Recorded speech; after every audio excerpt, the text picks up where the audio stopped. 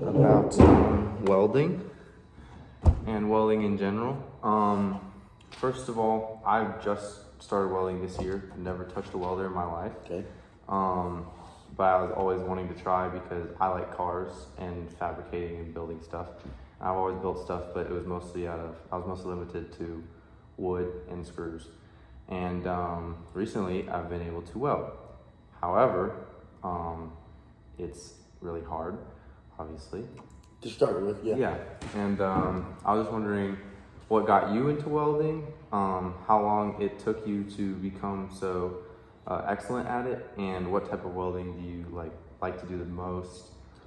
MIG, TIG? Well, stick? I've actually kind of moved on out of it. I joined the Coast Guard when I was 17, and I wanted to be a damage controlman, and welding was part of that. So that's where I first got into it. Cool. But then everything I've done for the last 50 years has involved welding some way or another. My actual profession is fabricator, but then I've done lots and lots of welding. And probably it's probably my favorite because I'm best at it would be the MIG. I've done some Heliart with aluminum, but in general it's mainly been either stick or MIG. So. Gotcha. And then over the course, I have done a lot of research, but I'm kind of still having trouble finding what settings to have my welder on for specific size, and it always will either melt through, which is obviously too hot, or it will be cool enough, but it will bubble out on the other side too, and also on this side. Well, this side will still be a little too hot. Gotcha. If it's bubbling out on the other side, it's too hot. And it just depends on what is it you're trying to weld? I want to eventually build a car frame, also for the solar car, since we're going to also be building that. I think you're going to be fabricating?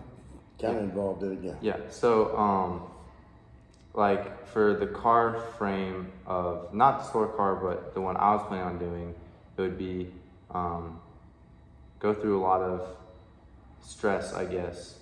So should I use TIG, MIG? What type of welding was that? I would do MIG, but it all depends. Your frame is probably going to be at least an 1/8 inch thick tubing. Gotcha. So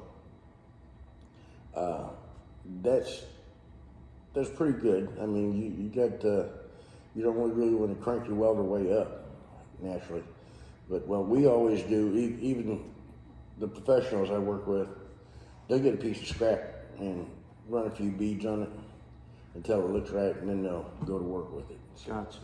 Cool. So that's how they find the right speed Right. and everything. Cool. I mean, most people I work with have been doing it long enough, they pretty much know, but they'll still do that just to fine tune it. Gotcha. And then I know there's a lot of different types of welds. There's tack welds, there's beads, there's a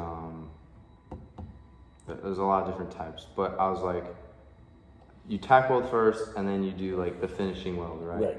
And then for specific, if you're curving it, do you finishing weld around each angle, I guess? Well, that goes back to whatever you're doing. Gotcha. Because you tack things up, hold it all in place, but then you don't want to go just start welding. Gotcha. So if you do that, then more than likely it's going to draw on you, and whatever you're building is going to get all warped out of shape. Gotcha. So you might want to run a bead here and come a few inches or a foot, weld another one, and then come back and fill in between them. Gotcha. And it usually stays kind of straight that way. Cool. And then a bigger question for the general, if I wanted to become a professional welder, like in like a workplace and fabricate things. Two questions really. How, like, what is the track to where I would be like the most hireable, and then also the track for like how would I get into like specific genres of welding, like automotive and stuff? That for the different ones like welding automotive, you'd probably wind up at a body shop. For what I do, there are welding schools all over the place, and with those schools, they actually have welding competitions. Gotcha. And my boss in particular has gone out and judged those competitions and drugged people back to work for him. So Cool. that's one way of doing it. I know a lot of people young like you, as soon as they can get a job, they're sweeping the floor and they say, hey, I want to weld. They find one of the guys that'll show them this and that and the other, and pretty soon you take a weld test and you pass it, then you're a welder. Gotcha. And then another question is, what welder do you use, and what welder do you suggest for beginners, I guess, or just at home welding? Last welder I had was a Miller. One I had before that was a Lincoln, so it really doesn't matter. People do have a preference, but if you want to do stuff at home, you want to do automotive, you can get one of these 110 welders from Walmart, Lowe's, something like that, and they're real low voltage and they're great for that smaller stuff. Gotcha.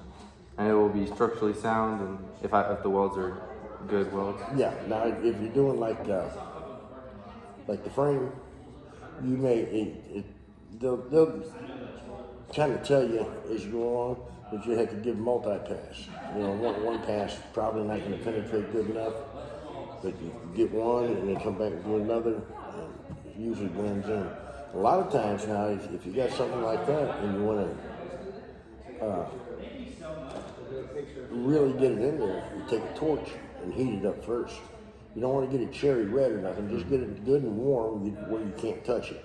Gotcha. And then run your pass on there and take a look at it. Cool. So, let's see. Do I have any other questions? So I'm using flux core right now. that's what we use. Yeah. It's complicated for me because I'm not seeing like what they call like the slag. I think that's what it's called. Slag. It's like the stuff that shows up on top. Right. I'm not seeing that very much. Hi, Ryan. On top of it, when I weld, should I be seeing the slag on top of Not it? until you take your hood off. Gotcha. You're not going to see anything but your weld itself as you're going along. And then when you're done, you raise up your hood, then you see all the slag. Cool. So. Gotcha. Well, thank you. I think that's all the questions I really have. Okay. I hope I didn't take too much of your time. No. Nice meeting you. Yep, nice meeting Hope you. to see you soon at your shop to learn from you working on this whole car. Yeah. Thank you so much. Yeah.